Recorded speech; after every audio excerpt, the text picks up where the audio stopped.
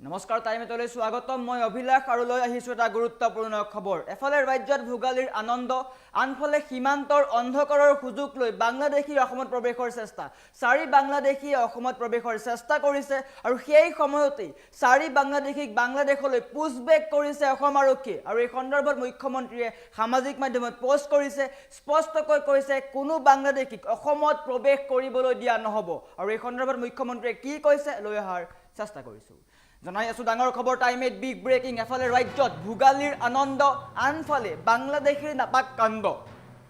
আনফালে নিশাৰ অন্ধকাৰত অসমত প্ৰৱেশৰ চেষ্টা চাৰি বাংলাদেশীৰ বৰ্তমান সময়ত ডাঙৰ খবৰ আহি পৰিছে নিশাৰ অন্ধকাৰৰ সুযোগ লৈ অসমত প্ৰৱেশ কৰাৰ চেষ্টা চাৰি বাংলাদেশীৰ অবৈধভাৱে অসমত প্ৰৱেশ কৰিছিল চাৰি বাংলাদেশীয়ে আৰু সেই চাৰি বাংলাদেশীক আটক কৰিছে অসম আৰক্ষীয়ে সীমান্ত আৰক্ষীয়ে সীমান্তৰ পৰাই চাৰি বাংলাদেশীক পুছবেক কৰা হৈছে ঘটনাক লৈ মুখ্যমন্ত্ৰীয়ে সামাজিক মাধ্যমত পোষ্ট কৰিছে স্পষ্টকৈ কৈছে এই ক্ষেত্ৰত চৰকাৰ অত্যন্ত কঠোৰ যি সময়ত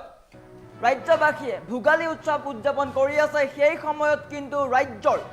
আৰক্ষীয়ে কঠোৰভাৱে নিৰীক্ষণ কৰিছে অসম বাংলাদেশ সীমান্ত আৰু এই সন্দৰ্ভত মুখ্যমন্ত্ৰীয়ে কি পোষ্ট কৰিছে লৈ অহাৰ চেষ্টা কৰিম দেখুৱাম পোষ্টটো আপোনাৰ কেনেধৰণে পোষ্ট কৰিছে মুখ্যমন্ত্ৰীয়ে কি কৈছে মুখ্যমন্ত্ৰীয়ে স্পষ্টকৈ কৈছে কি কৈছে দেখুৱাৰ চেষ্টা কৰিছোঁ মুখ্যমন্ত্ৰীয়ে কিছু সময় পূৰ্বে পোষ্ট কৰিছে সামাজিক মাধ্যমত আজি ৰাজ্যবাসী ভোগালী উৎসৱক লৈ সম্পূৰ্ণ প্ৰস্তুতি মুখ্যমন্ত্ৰীয়ে কৈছে ৰাজ্যবাসীয়ে ভোগালী বিহু উদযাপন কৰি আছে কিন্তু এই সময়তো আমাৰ ৰাজ্যৰ নিৰাপত্তা সুনিশ্চিত কৰিবলৈ অসম আৰক্ষী সষ্টম ভোগালীৰ আনন্দৰ মাজতো কিন্তু অসম আৰক্ষীয়ে অসমক নিৰীক্ষণ কৰি আছে অসম সীমান্ত ভাৰত বাংলাদেশ সীমান্ত বা অসম বাংলাদেশ যি সীমান্ত সেই সীমান্ত নিৰীক্ষণ কৰি আছে তাৰে ফলশ্ৰুতিত অসমত প্ৰৱেশ কৰা চাৰিগৰাকী অনুপ্ৰৱেশকাৰীক আটক কৰে অসম আৰক্ষীয়ে চাৰিগৰাকীকৈ বাংলাদেশী বা অনুপ্ৰৱেশকাৰী অসমত প্ৰৱেশৰ চেষ্টা কৰিছিলে আৰু চেষ্টা কৰাৰ সময়তেই চাৰি বাংলাদেশীক আটক কৰে অসম আৰক্ষী আৰু ভোগালী বিশেষ এসাঁজ খুৱাই তেওঁলোকক সীমাৰ পৰা উভতাই পঠোৱা হ'ল মুখ্যমন্ত্ৰীয়ে খুব খুহুতীয়াকৈ এই কথাষাৰ কৈছে ভোগালী বিশেষ এসাঁজ খুৱাই তেওঁলোকক সীমান্ত পাৰ কৰাই দিয়া হ'ল আৰু স্পষ্টকৈ কৈছে অসমত বাংলাদেশী সম্পূৰ্ণৰূপে নিষিদ্ধ কৰা হৈছে ৰাতি হওক বা দিন বিহু হওক বা বৰষুণ উৎসৱ হওক যিয়েই হওক অসম আৰক্ষীয়ে ভাৰত বাংলাদেশ সীমান্ত নিৰীক্ষণ কৰি আছে বাংলাদেশী সোমালেই অসম আৰক্ষীয়ে কঠোৰ কৰিব আৰু এইখিনি লিখিছে things we celebrate in Assam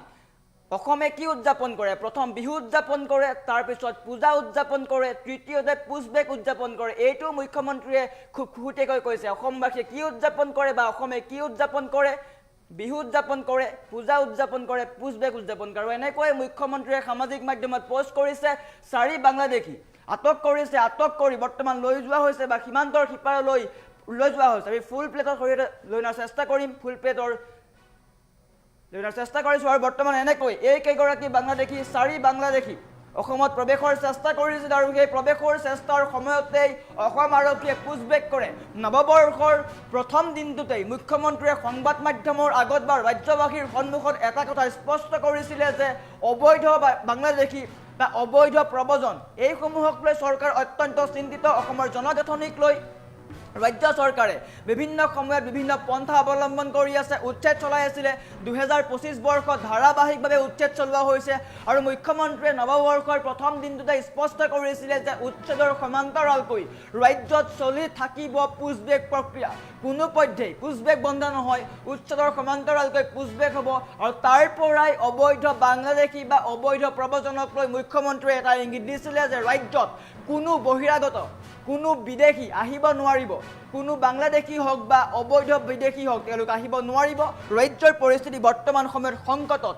অবৈধ প্ৰব্ৰজনে বা অবৈধ বাংলাদেশী অসমৰ সংস্কৃতি অসমৰ ভাষা সকলো ধ্বংস কৰিছে আৰু এই ধ্বংস কৰা লোকসকলৰ বিৰুদ্ধে ৰাজ্য চৰকাৰ অত্যন্ত কঠোৰ হৈছে মুখ্যমন্ত্ৰীয়ে সামাজিক মাধ্যমত পোষ্ট কৰিছে ইয়াৰ পৰা স্পষ্ট হৈ পৰিছে বা নিশা হওক বা দিন বিহু হওক বা পূজা বৰষুণ দিয়ক বা ঠাণ্ডা দিয়ক যিয়েই নহওক কিন্তু অবৈধ বেদখলকাৰীৰ বিৰুদ্ধে ৰাজ্য চৰকাৰ কঠোৰ হৈছে